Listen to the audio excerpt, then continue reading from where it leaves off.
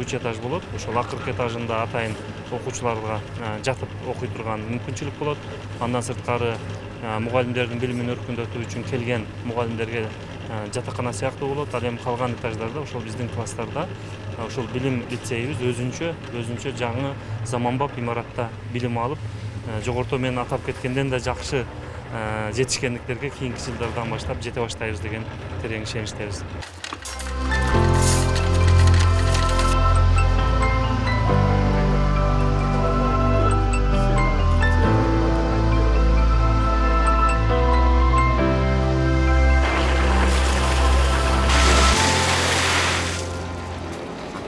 Окуучуларыбыз 2-3 жылдан бери 100%дык көрсөткүчтү берип атат. Бул сапаттуу көрсөткүчтү башкача айтканда, негизинен болсого балдан 100% өтүп атышат да окуучуларыбыз.